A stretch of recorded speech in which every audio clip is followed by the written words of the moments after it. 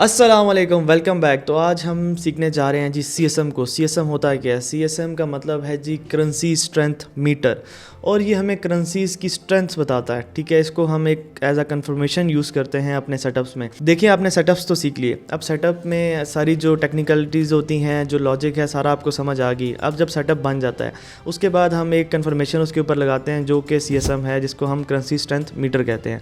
अब let's suppose के GBP USD में बाय का सेटअप बन गया, ठीक है, लो वॉल्यूम इनगल्फिंग बन गई। अब आपने क्या करना है जी, CSM को देखना है।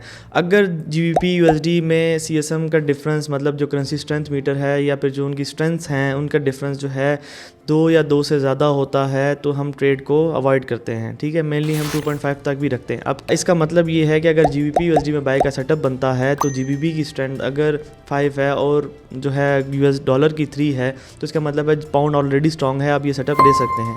अब तो इसमें कोई मतलब का बात नहीं है लेने में, क्योंकि ऑलरेडी पाउंड स्ट्रॉन्ग है। ठीक है, अब अगर लेट्स सपोज डॉलर जो है वो 7 पे है और पाउंड 3 पे है और पाउंड USD पे सेटअप बनता है, तो डॉलर जो है वो स्ट्रॉन्ग है, आप बाय का सेटअप अवॉइड करेंगे क्योंकि डिफरेंस आ गया 4 का। तो वही एग्जांपल लेते हैं, अगर सेटअप बनता है और डॉलर की स्ट्रेंथ जो है वो 6 है या 5 है और जो पाउंड की स्ट्रेंथ 3 है या 4 है, अब तो इसमें डिफरेंस कितना आ रहा है? इसमें डिफरेंस आ रहा है 2 का। ठीक है, 2 पॉइंट्स का या 2 डिजिट्स का, तो हम ये सेटअप ले सकते हैं। अगर इसमें जो है डिफरेंस इंक्रीज़ होता है तो हम ये सेटअप नहीं लेंगे। अब आपने दोबारा से गौर से समझना है कि यूरो USD में अगर सेल सेटअप आ गया, इसका मतलब है कि डॉलर को स्ट्रॉन्ग होना चाहिए और यूरो को वीक होना चाहिए।